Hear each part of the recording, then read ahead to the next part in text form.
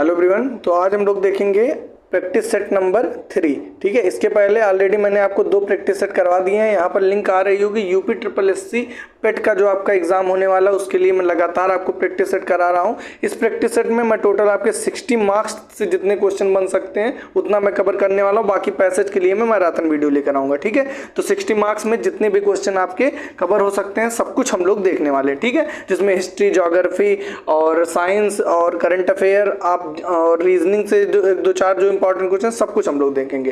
पहला जो हमारा क्वेश्चन है उसको ध्यान से देखिए, क्या कह रहा है। जहांगीर द्वारा किस कंपनी को सूरत में कारखाना लगाने को अधिकृत किया गया था। मतलब जहांगीर के द्वारा किस कंपनी को आदेश किया गया था कि सूरत में वो कारखाना लगा सकती है। तो उस कंपनी जो थी वो थी आपकी इंग्लिश ईस्ट इंडिया कंपनी।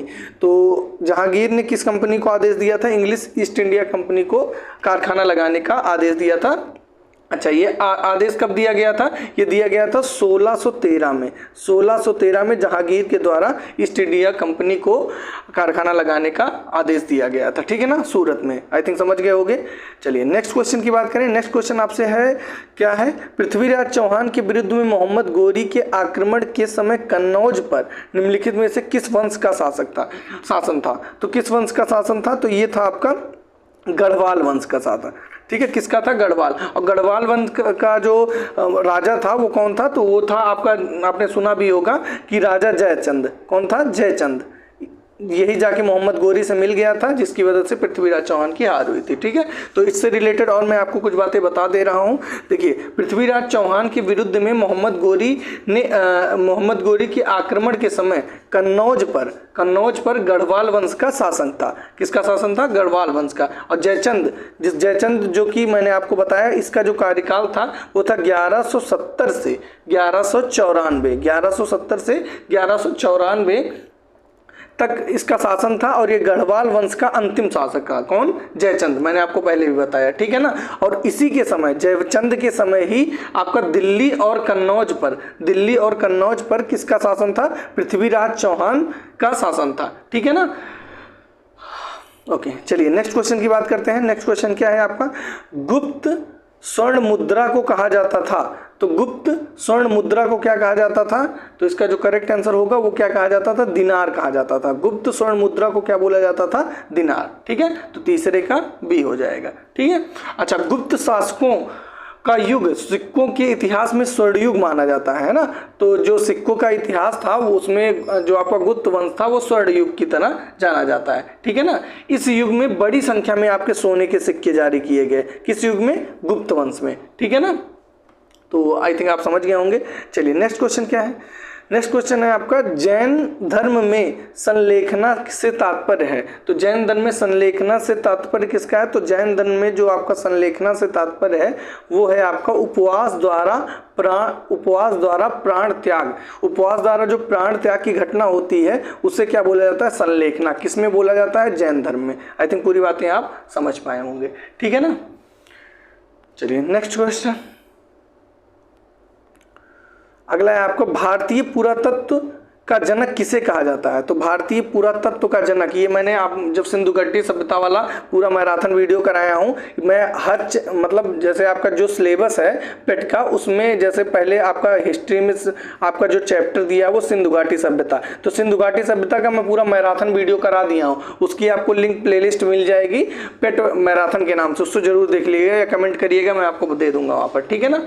तो इसमें मैं क्वेश्चन कराया था, अलेक्जेंडर जो कनिंघम था वो आपका भारतीय पुरातत्व का क्या था? जनक था। तो अलेक्जेंडर कनिंघम आपका करेक्ट हो जाएगा। ठीक है ना। चलिए नेक्स्ट क्वेश्चन है हमारा छठवां। क्या कह रहा है? 1833 के चार्टर एक्ट के कुछ प्रावधान थे, नीचे दिए गए कूट के आधार पर आपको सही उत्तर चयन करना है। ठीक है ना। तो 1833 के चार्टर एक्ट में क्या क्या बातें थी? पहला अगर ऑप्शन देखें, इसने कंपनी के व्यापारिक एकाधिकार को समाप्त कर दिया। बिल्कुल सही बात थी। इसने कंपनी के जनरल की परिषद में एक विधि सदस्य सम्मिलित किया। बिल्कुल सही बात है। इसने प्रेसिडेंसी के कानून बनाने के अधिकार को वापस ले लिया। ये भी सही था। इसने इसने फोर्ट विलियम के गवर्नर जनरल का नाम बदलकर भारत का जो है ये भी सही है। तो उस हिसाब से सारे ऑप्शन सही हैं। ये सारी बातें 1833 के चार्टर में कही गई थी। तो कौन सा ऑप्शन सही हो जाएगा? उपयुक्त सभी वाला। तो डी वाला ऑप्शन क्या हो जाएगा आपका? करेक्ट हो जाएगा। ठीक है ना, छठे का डी। चलिए 7th पर आ जाइए। 7th क्वेश्चन क्या कह रहा है देख लेते हैं। द्वितीय गोलमेज सम्मेलन 1931 में जो हुआ, पहला 1930 में हुआ, दूसरा आपका 1931 में, तीसरा आपका 1932 में हुआ। तो द्वितीय गोलमेज सम्मेलन 1931 में कांग्रेस के प्रतिनिधि के रूप में भाग लेने वाले नेता कौन थे? तो कांग्रेस के प्रतिनिधि के रूप में किसने भाग लिया था? गांधी जी थे, जो द्वितीय गोलमेज सम्मेलन में भाग लिए थे। यही आपका क्या हो जाएगा? करेक्ट हो जाएगा। ठीक है ना। चलिए नेक्स्ट, अखिल भारतीय राजनीति में गांधी का पहला साहसिक कदम क्या था? तो गांधी जी का पहला जो साहसिक कदम मतलब कौन सा आंदोलन किए थे? तो चंपारण किए थे 1917 में। ठीक है ना, सबको पता होगा, नील की खेती के विरोध में। ठीक, 1917 में किया गया था। बंगाल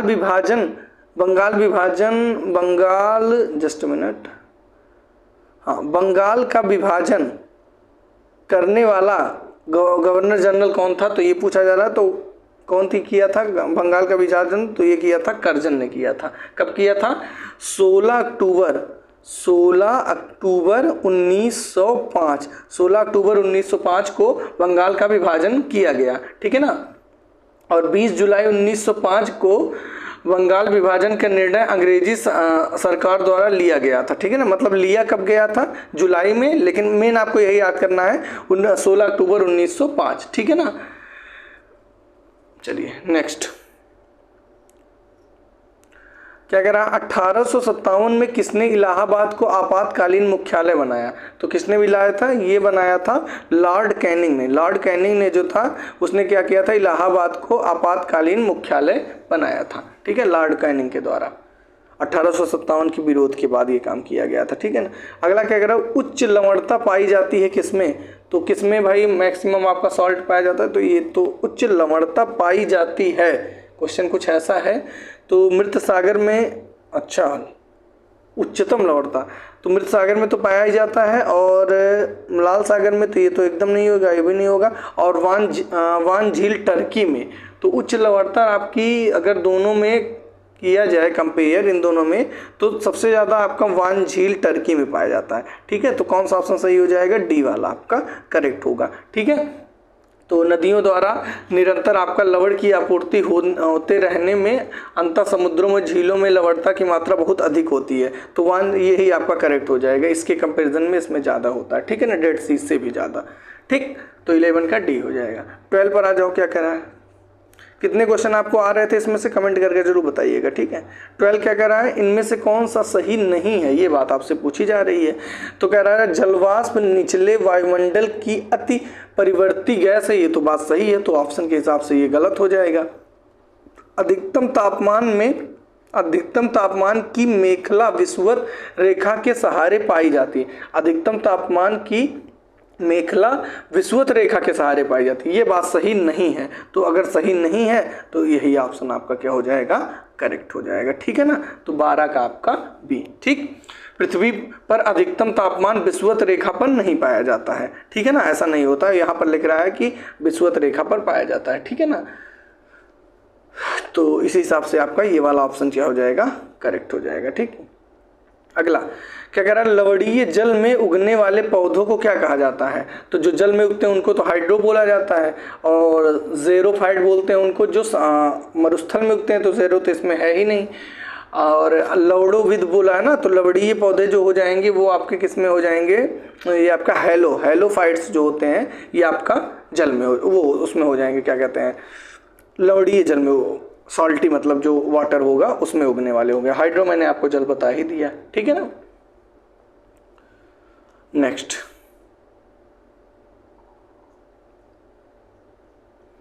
कह रहा है आपका सूची वाला है, मिलाना है। चलिए मिला देते हैं। 14 कह रहा है कि इनमें से मिलाओ, तो दिल्ली में क्या होगा भाई, दिल्ली में आपका होगा अर्ध शुष्क, तो अर्ध शुष्क के लिए सेकंड वाला ऑप्शन सही हो जाएगा। और मुंबई में क्या होगा, उष्ण आर्द्र होगा, क्या होगा, उष्ण आर्द्र होगा। और अगर जोधपुर की बात करें तो फिर शुष्क हो जाएगा, जोधपुर में क्या होगा, शुष्क। शिलांग में क्या होगा, आर्द्र होगा। तो इस हिसाब से कौन सा ऑप्शन सही होगा, तो ऑप्शन अगर आप ध्यान से देख लो तो सी वाला सही होगा। हालांकि ऑप्शन की कोई ज़रूरत ही नहीं, मैंने मिला ही दिया, ठीक है। तो सेकंड फिर थर्ड ऐसे करके आपका ये वाला ऑप्शन सही हो जाएगा, ठीक है ना, क्लियर है ना। तो दिल्ली में क्या हो जाएगा, अर्ध शुष्क हो जाएगा, मुंबई में आपका क्या हो जाएगा, उष्ण आर्द्र हो जाएगा, जोधपुर में शुष्क हो जाएगा, और शिलांग में आपका शुष्क वो आर्द्र हो जाएगा, ठीक, बोलिएगा नहीं। 15 जनगणना से आपसे पूछा गया, तो 2011 की जनगणना के अंतरिम आंकड़ों के अनुसार भारत का द्वितीय सर्वाधिक जनसंख्या वाला राज्य, तो सबसे ज़्यादा जनसंख्या कहाँ पर होगी, द्वितीय पूछा है भाई, तो ये आपका क्या हो जाएगा, महाराष्ट्र। पहले पर कौन है, उत्तर प्रदेश, भूलना नहीं है भाई, ठीक है। पहले पे आपका, फर्स्ट पे आपका यूपी हो जाएगा, सेकंड पे आपका महाराष्ट्र, मैंने बता ही दिया, और थर्ड पर आपका कौन हो जाएगा, बिहार हो जाएगा, थर्ड पर कौन हो जाएगा, बिहार, और चौथे पर आपका पश्चिम बंगाल हो जाएगा, और पांचवें पर आपका क्या हो जाएगा, आंध्र प्रदेश हो जाएगा, आंध्र प्रदेश, ठीक है। ये आपका पूरा मैंने सीरियल बता दिया, ठीक।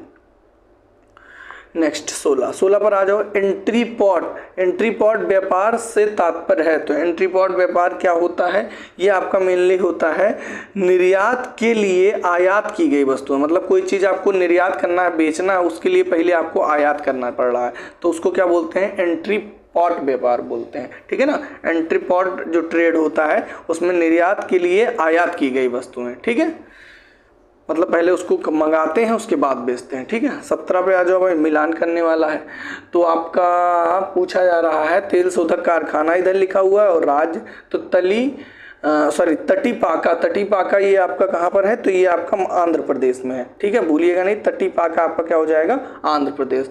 कोयली ये आपका है गुजरात में, कोयली कहाँ पर है, गुजरात में है, ठीक है। अगला नागीपट्टिनम जो है आपका ये तमिलनाडु में है। तो नुमालीगढ़ आपका क्या हो जाएगा, असम हो जाएगा, ठीक है। तो इसी के अकॉर्डिंग जो भी हो आप अपने ऑप्शन में बैठा सकते हैं, ठीक है। तो देखा जाए आपका A21, हाँ बी वाला ऑप्शन आप यहाँ पर करेक्ट हो जाएगा, ठीक है। ऑप्शन से खास कोई मतलब नहीं है, बट मैंने बता दिया। अगला आ जाओ, क्या कह रहा है, निम्नलिखित में से किस समिति ने भारत में कृषि जोत कर का सुझाव दिया, तो किसने दिया था, कृषि जोत कर का सुझाव, तो ये दिया था राज्य समिति ने। किसने दिया था, राज्य समिति ने कृषि जोत कर सुझाव दिया था, ठीक है। तो ये आपका 18 का ये करेक्ट हो जाएगा, ठीक। चलो 19 पर आ जाओ। 19 क्या कर रहा है, बैंक दर का आशय है, तो बैंक दर का क्या आशय होता है भाई, तो बैंक दर साहूकार अनुसूचित बैंक ऐसा कुछ नहीं होता है, ये होता है बैंक दर आपका क्या होता है, केंद्रीय बैंक द्वारा दी जाने वाली आधिकारिक ब्याज दर जो होती है वही आपका क्या होता है, बैंक रेट होता है, ठीक है ना, भूलिएगा नहीं। नेक्स्ट, अवमूल्यन तब अधिक कारगर होता है जब, अवमूल्यन आपसे पूछ रहा है कब अधिक कारगर होता है, तो अवमूल्यन आपका कारगर तब होगा जब विदेशों में निर्यात मांग की लोच अधिक हो, ठीक है। तो विदेशों में निर्यात मांग की जब लोच अधिक होगी तब आपका अवमूल्यन जो होगा वो अधिक कारगर होगा, ठीक है। चलिए नेक्स्ट 20 के बाद 21 पर आ जाओ भाई, क्या कह रहा है, 21वां देख लेते हैं। 21वां है आपका, वह न्यूनतम जनसंख्या कितनी है जिसके नीचे 17वें संशोधन अधिनियम के उपलब्ध के अनुसार मध्यवर्ती स्तर पर पंचायतें गठित नहीं की जा सकती, तो बताओ कितने कम पर आपकी पंचायतें गठित नहीं की जा सकती, तो 20 लाख से कम पर, ठीक है। तो आपका 21 का बी करेक्ट हो जाएगा, ठीक है ना। 73वें संविधान में बताया गया संशोधन में, अगले का 73 हो गया, 21 का आपका क्या हो गया, बी। चलो भाई 22 पर आ जाओ, कह रहा है निम्न में से किस विषय पर राष्ट्रपति के लिए मंत्रिपरिषद से सलाह लेना आवश्यक नहीं है, तो किस के लिए भाई, तो ये आपका जो करेक्ट आंसर इसका हो जाएगा तो वो होगा आपका क्या, ये होगा विधेयकों पर स्वीकृति देना, तो ये आपका जरूरी नहीं है, ठीक है ना। निम्नलिखित में से किस विषय पर राष्ट्रपति के लिए मंत्रिपरिषद से सलाह लेना आवश्यक नहीं है, तो विधेयकों पर स्वीकृति देने के लिए आपका राष्ट्रपति के लिए मंत्रिपरिषद से सलाह लेना आवश्यक नहीं है, ठीक है। तो जब भी आपको विधेयकों की स्वीकृति देना होगा आपको राष्ट्रपति तो कभी भी सहमति नहीं लेगा मंत्रिपरिषद से, ठीक। तो आई थिंक भूलेंगे नहीं, मैं कई बार रिपीट कर दिया। तो 22 का सेकेंड। 23 पर आ जाइए, 23 क्या कह रहा है? अच्छा, कथन दिया हुआ है और उससे रिलेटेड बातें लिखी गई है। तो 23 चलो देख लो क्या कह रहा है। क्या कह रहा है? भारत में प्रेसिडेंट है किंतु प्रेसिडेंसी नहीं है। बात तो सही है, ठीक है। अगला, संविधान में एक मंत्री परिषद का प्रावधान है, ये भी बात एकदम सही है। तो बात तो दोनों मुझे सही लग रही हैं, ठीक है ना। तो प्रेसिडेंट है किंतु प्रेसिडेंसी नहीं है, ठीक है ना। तो ए और आर दोनों सही है, बट इनसे दोनों का कोई रिलेशन नहीं समझ में आ रहा है। तो उस हिसाब से कौन सा ऑप्शन सही हो जाएगा? बी वाला ऑप्शन आपका एकदम सही हो जाएगा, ठीक है। ए और आर दोनों सही है किंतु आर ए की सही व्याख्या नहीं करता है, ठीक है। कोई दिक्कत नहीं होगा, आई थिंक समझ गए होगे। तो 23 का आपका बी। किसी क्वेश्चन में कोई डाउट हो कमेंट करके जरूर बताइएगा। 24 पर आ जाइए। क्या कह रहा है? 24 कह रहा है, निम्नलिखित में से कौन भारत के संविधान द्वारा प्रदत्त 6 मौलिक अधिकारों में से नहीं है? तो कौन सा नहीं है भाई? तो ये आपका समानता का अधिकार तो है ही, विरोध का जो अधिकार है ये कोई मौलिक अधिकार नहीं है, ठीक है ना। बाकी आपका मैंने बताया ई और एफ नाम के 2 लड़के थे, उन्होंने बताया शिक्षा बहुत, इक्वलिटी का अधिकार, फ्रीडम का अधिकार, शिक्षा का अधिकार, शोषण के विरुद्ध अधिकार, ये सब आपका क्या है? धार्मिक स्वतंत्रता का अधिकार। ये आपके टोटल 6 मौलिक अधिकार हो जाते हैं, ठीक है। नेक्स्ट हम लोग देख लेते हैं 25 क्या कह रहा है। क्या कह रहा है भाई? चलो हम न्यायिक क्या कह रहा है? हम न्यायिक पुनर्विलोकन की व्यवस्था देखते हैं। तो बताओ भाई, न्यायिक पुनर्विलोकन किस में होता है? तो ये आपका होता है भारत और यूएसए दोनों में, ठीक है। तो उस हिसाब से कौन सा ऑप्शन? डी वाला ऑप्शन सही हो जाएगा, ठीक। 25 का डी। चलिए 26 पर आ जाए। क्या कह रहा है? निम्नलिखित में से सार्वत्रिक दाता यूनिवर्सल डोनर की बात किया है, कौन सबको दे सकता है? तो ये आपका ओ दे सकता है, ठीक है ना। 26 का ओ हो जाएगा। सर्वदाता बोलते हैं, ए भी सर्वग्राही सबसे ले सकता है, ठीक है ना, यूनिवर्सल एक्सेप्टर बोलते हैं। अगला क्या कह रहा है? जो आपका डीएनए की द्विकुंडली संरचना है वो किसके द्वारा दी गई थी? तो डीएनए की जो कुंडली संरचना है, साइंस का क्वेश्चन, ये आपका वाटसन एंड क्रिक। तो वाटसन और क्रिक आपका सही हो जाएगा, ठीक है। 28 पर आ जाओ। क्या कह रहा है? 28 कह रहा है कि स्वर्णकार द्वारा प्रयोग में आने वाली एक्वारेजिया अम्लराज जिससे बोलते हैं, निम्नलिखित में से को मिलाकर बनाया जाता है। तो एक्वारेजिया किससे मिलाकर बनाया जाता है? तो ये आपका नाइट्रिक अम्ल और हाइड्रोक्लोरिक अम्ल को मिलाकर आपका ये बनाया जाता है एक्वारेजिया, ठीक है ना। तो HCl अगर मैं बात करूं तो ये आप कह सकते हो ये HCl प्लस HNO3, ठीक है, इन्हीं को मिलकर बनाया जाता है, जिसमें HCl का अनुपात 3 होता है, HNO3 का अनुपात 1 होता है, 3:1 में मिलकर बनाया जाता है, अम्लराज जिसे बोलते हैं, ठीक है। समझ गए होगे। चलिए अगला कह रहा है प्रत्यावर्ती धारा या फिर जिसको बोलते हैं AC को DC में बदलने के लिए किसका प्रयोग किया जाता है? तो AC को DC में बदलता है आपका कौन? रेक्टिफायर भूलिएगा नहीं, AC को DC में, ठीक है। और ये क्या करता है? तो ये आपका जो मैकेनिकल इनपुट होता है डायनामो, इसको इलेक्ट्रिक में बदलता है, ठीक है, मैकेनिकल को इलेक्ट्रिकल में। और मोटर क्या करता है? इलेक्ट्रिकल को मैकेनिकल में बदलता है, ठीक है ना। ये आपकी पूरी बात है। और ट्रांसफार्मर जाते हो वोल्टेज हाई लो करता है, ठीक है। तो 29 का डी हो गया। 30 पर आ जाओ भाई। क्या कह रहा है? 30 आपका है, क्या है ये? पाइरिलियोमीटर का प्रयोग निम्नलिखित में से किसको नापने में किया जाता है? तो ये ये आपका सोलर से रिलेटेड होता है। तो ये आपका ये सब तो होंगे नहीं, पाई लिखा है ना, पाइरोमीटर एक्चुअल में होना चाहिए, इसको मैं बोला था। तो सोलर रेडिएशन से संबंधित है, ठीक है ना, उच्च ताप के मापन के लिए किया जाता है इसका प्रयोग, ठीक। चलिए नेक्स्ट अब देखते हैं हम लोग। ये हो गया ना। नेक्स्ट है आपका, बाकी 1-2 क्वेश्चन इसमें और थे आपके, मैं उसके थे मैथ के मैं हटा दिया क्योंकि उसका मैं मैराथन में कराऊंगा। तुलसीदास द्वारा रचित रामचरितमानस में कितने कांड हैं? तो रामचरितमानस में आपसे टोटल कांड पूछा जा रहा है, तो ये आपका जो करेक्ट हो जाएगा वो क्या हो जाएगा? 7 कांड, ठीक है ना। नाम अगर मैं बताना चाहूँ तो आप बस जस्ट सुन लीजिए। एक आपका बाल कांड, अयोध्या कांड, अरण्य कांड, किष्किंधा कांड, सुंदर कांड, लंका कांड, उत्तर कांड, ये सब आपके क्या हो जाते हैं? 7 कांड हो जाएंगे, ठीक है ना, कोई दिक्कत नहीं होगा। और ये जो आपका लवकुश कांड इसमें ऐड नहीं होता है, ठीक है, तो लवकुश कांड मत जोड़िएगा, 7 ही कांड होते हैं, ठीक। नेक्स्ट पर आ जाओ भाई। 37 क्या कह रहा? हिंदी का है ये। कह रहा माता पिता लोहे के चने चबाकर बच्चों को पढ़ाते हैं। लोहे के चने चबाना मतलब बहुत कठिन काम, मतलब कह सकते हो कि बहुत कठिन परिश्रम करते हैं, तो बहुत कठिनाई झेलना आपका करेक्ट हो जाएगा, ठीक है ना। लोहे के चने चबाना, बहुत कठिनाई झेलना। अगला क्या कह रहा है, शुद्ध वाक्य को पहचानना है, तो पढ़ लीजिए, तो बहुत ही ईजी है। राधा घर नहीं है, ये भी गलत है। राधा पाठशाला, ये क्या, राम पाठशाला बैठा है, नहीं, ये भी नहीं होगा। आप अवश्य ध्यान से, मैंने एक नाटक का अनुवाद किया, ये बात एकदम सही है, ठीक है। ये होना चाहिए, राधा घर में नहीं है, ठीक है, और राम पाठशाला में बैठा है, यही गलती हो रही है, ठीक है ना। आपने अवश्य सुना होगा, ये बोलना चाहिए था, आपने अवश्य सुना होगा, ठीक है। तो उस हिसाब से ये सब गलत हो जाएंगे, आपका ये वाला करेक्ट हो जाएगा, ठीक है। अगला है आपका शब्द युग्म के विभेद आपको करना है, जैसे अन्य और अन्य, अन्य और अन्न ऐसे करके लिखा हुआ है ना, तो इसमें कौन सा है ये, अन्न आप जानते हो अनाज बोलते हैं, अन्य मतलब दूसरा होगा, तो पहला ऑप्शन ये एकदम सही हो जाएगा, ठीक है। अगले पर आ जाओ, इनमें से कौन सा सरस्वती शब्द का समानार्थी मतलब सरस्वती की पर्यायवाची आपसे पूछा जा रहा है, तो इसका जो हो जाएगा वो क्या होगा, अच्छा समानार्थी नहीं है पूछा है, ध्यान दीजिए, समानार्थी नहीं है, तो वागीश्वरी होता है, शारदा होता है, वीणा होता है, आपसे नहीं पूछा तो नहीं क्या हो जाएगा, सुधी हो जाएगा, ठीक है ना।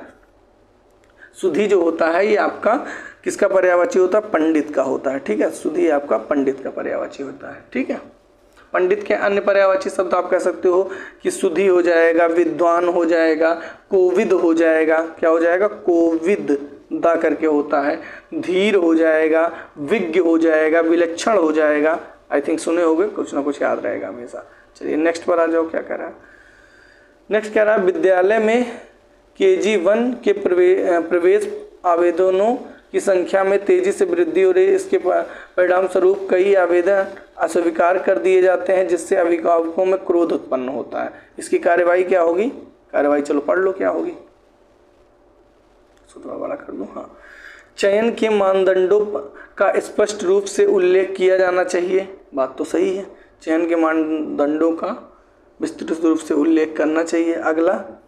अगला कह रहा है कि इसका जो दूसरा आपका कार्यवाही होगा, विद्यालय में सभी छात्रों को शामिल करने के लिए दोपहर का बैच शुरू किया जाना चाहिए या एक नई शाखा खोलनी चाहिए, ये भी बात सही लग रही है, ठीक है ना। तो दोनों बात सही है भाई, अगर ऐसी समस्या होती है तो दोनों काम आप कर सकते हैं, तो पहला दूसरा दोनों सही है। अंधेरी नगरी के रचयिता, अंधेरी नगरी के आपसे रचयिता पूछा जा रहा है, तो कौन हो जाएंगे आपके, भारतेंदु हरिश्चंद्र हो जाएंगे, ठीक है ना। मुंशी प्रेमचंद यहाँ पर लिखा हुआ है, तो बस नाम सुन लो, गबन, गोदान, कर्मभूमि, रंगभूमि, ये सब किसका है, मुंशी प्रेमचंद। भारतेंदु हरिश्चंद्र का मैंने आपको बता दिया, अंधेरी नगरी या भारत दुर्दशा कई बार पूछा गया है, अंधेरी नगरी या फिर भारत दुर्दशा पूछा गया है। धर्मवीर भारती, ये गुनाहों का देवता, सूरज का सातवां घोड़ा, अंधा युग, ये सब इनका है। विशाखदत्त मुद्रा राक्षस, विशाखदत्त मुद्रा राक्षस, ठीक है, भूलिएगा नहीं। अगला मधुबनी कला कहाँ की प्रसिद्ध है, तो मधुबनी कला जगजाहिर, मिथिला या फिर बिहार कह सकते हो, वहाँ की है, ठीक है, या बिहार की मिथिला, दरभंगा, पूर्णिया, ये सब आपके एरिया में ये कला हो प्रसिद्ध है, ठीक है।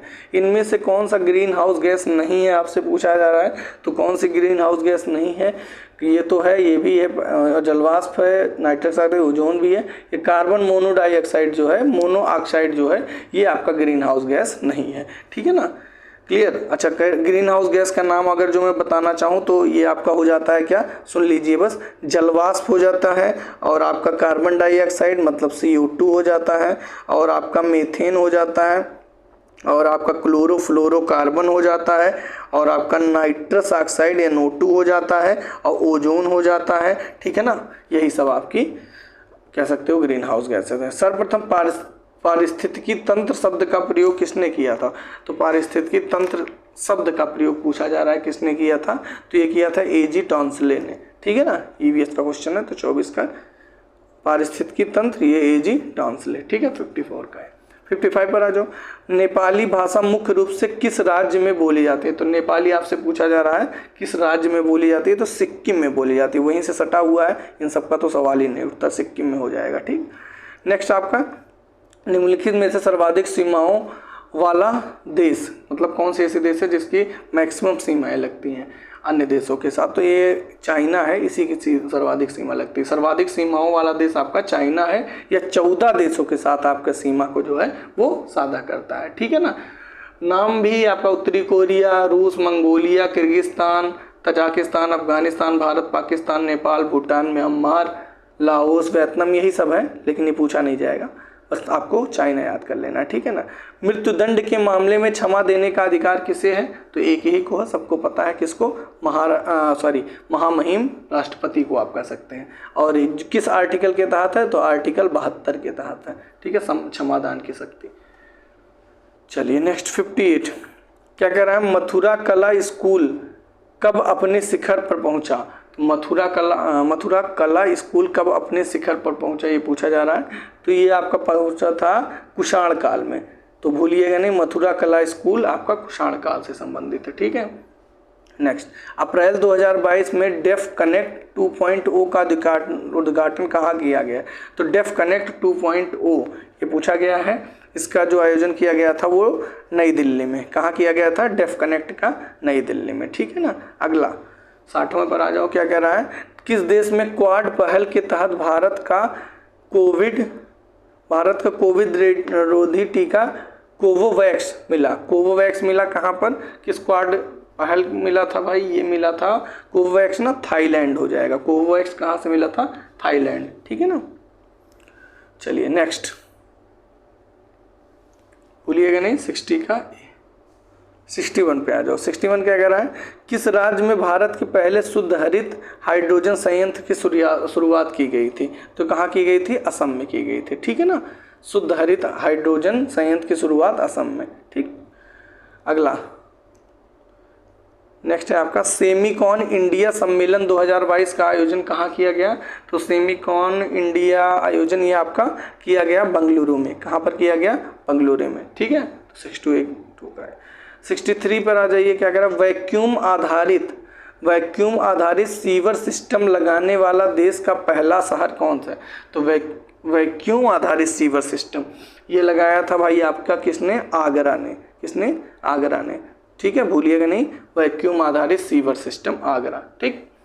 नेक्स्ट 64 क्या कह रहा है? संस्कृति मंत्रालय ने 28 अप्रैल 2022 को ऐतिहासिक अनंगताल झील को राष्ट्रीय स्मारक घोषित करने का निर्णय लिया। यह झील किस प्रदेश या केंद्र शासित प्रदेश में है? तो ये अनंगताल झील जो है ये कहाँ पर है? हरियाणा या फिर ये आपका है एनसीआर दिल्ली में। कहाँ पर है? अनंगताल जो झील है ये आपका क्या है? एनसीआर दिल्ली में है, ठीक है, भूलिएगा नहीं 64 का। चलिए 65 क्या कह रहा है? अप्रैल 2022 में किस राज्य का लिविंग रूट ब्रिज यूनेस्को की विश्व धरोहर सूची में शामिल किया गया है? तो बताओ भाई, लिविंग रूट ब्रिज जो है ये आपका किया गया है मेघालय में, ठीक है ना। तो लिविंग रूट ब्रिज ये आपका मेघालय हो जाएगा, करेक्ट, ठीक। करंट अफेयर चल रहा है ये सब।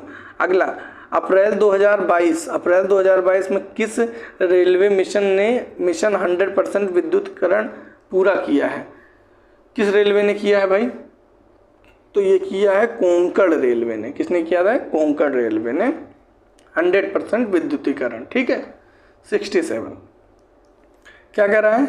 अप्रैल 2022 में किस संस्था फास्टर नामक सॉफ्टवेयर लॉन्च किया है? तो किसने लॉन्च किया भाई फास्टर नामक सॉफ्टवेयर? तो उच्चतम न्यायालय ने, ठीक है ना। उच्चतम न्यायालय ने फास्टर नामक आपका सॉफ्टवेयर लॉन्च किया, ठीक।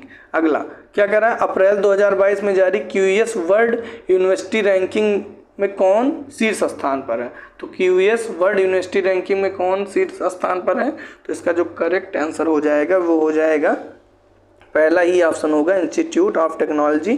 क्या है आपका? मैसाचुसेट्स इंस्टीट्यूट ऑफ टेक्नोलॉजी, ठीक है ना। ये आपका करेक्ट हो जाएगा, मैसाचुसेट्स। पढ़ने में नहीं ढंग से बन रहा है। मैसाचुसेट्स जो इंस्टीट्यूट ऑफ टेक्नोलॉजी है ये आपकी रैंकिंग में सर्वोच्च स्थान पर है, ठीक। चलिए 68 आपको हर तरीके के क्वेश्चन मिलेंगे। अब ये सब क्वेश्चन थोड़े अच्छे लेवल के हो जा रहे हैं। 69 क्या कह रहा है कि अप्रैल 2022 में किस राज्य सरकार ने भ्रष्टाचार से निपटने के लिए 1064 anti corruption mobile app launch किया है? तो किसने किया है भाई? तो ये उत्तराखंड ने किया है, ठीक है ना। ये अच्छा क्वेश्चन है। किसने एंटी करप्शन ऐप लॉन्च किया 1064? तो उत्तराखंड ने, ठीक है। लास्ट क्वेश्चन है हमारा 70। ध्यान से देख लीजिए, प्राथमिक और उच्च प्राथमिक विद्यालयों में 100% नामांकन सुनिश्चित करने के लिए उद्देश्य से किस राज्य सरकार द्वारा स्कूल चलो अभियान शुभारंभ किया गया? तो स्कूल चलो अभियान किसके द्वारा? उत्तर प्रदेश के द्वारा। तो ये थे आपके टोटल मान के चलिए 60 क्वेश्चन। आपको भले यहाँ पर 70 दिख रहा होगा, लेकिन बीच में 10 क्वेश्चन का मतलब ऑप्शन मिसमैच था। ऑप्शन क्या मतलब, वो नंबरिंग में सही नहीं था, इस वजह से। तो 60 क्वेश्चन में मैंने आपको लगभग सारे सब्जेक्ट करा दिए, जैसे आपका हिस्ट्री हो गया, ज्योग्राफी हो गया, और आपका कह सकते हो कि हिंदी हो गया, इकोनॉमिक्स हो गया, और आपका पॉलिटी हो गया। ये सब कुछ जितना भी पूछा जाता है, खाली पैसेज छोड़ा हूँ और मैथ और रीजनिंग छोड़ा हूँ, ठीक है ना। तो ये था मेरे तरफ से दिया गया आपके लिए प्रैक्टिस सेट। वीडियो कैसे लगी कमेंट करके जरूर बताना। क्वेश्चन अगर जो आपको लग रहा हो कि लेवल थोड़ा सा हाई है तो बताइएगा, मैं थोड़ा सा और लेवल डाउन करने की कोशिश करूँगा। बट मैं हर तरीके के क्वेश्चन लिया, अगर जो आपको 5 क्वेश्चन टफ मिल रहे होंगे तो आपको 5 आसान मिल रहे होंगे, 5 मॉडरेट मिल रहे होंगे, ठीक है। तो हर तरीके के इसमें क्वेश्चन है, ठीक है। तो चलिए मिलते हैं। अभी मैं आसान लेकर चला हूँ, सब आप कर ले जाओ। एग्जाम में इससे कुछ फंसे ना तो क्या ही मतलब रह जाएगा, ठीक है ना। इस वजह से मैं थोड़े अच्छे लेवल के क्वेश्चन करा रहा हूँ, ठीक है। वीडियो कैसे लगी कमेंट करके जरूर बताइएगा। चैनल पर नए हो तो सब्सक्राइब जरूर करिएगा, और हमारी जो चैप्टर वाइज क्लास चल रही है उसको जरूर देखिएगा, ठीक है ना। चलिए मिलते हैं नेक्स्ट वीडियो में। Thank you guys for watching my video.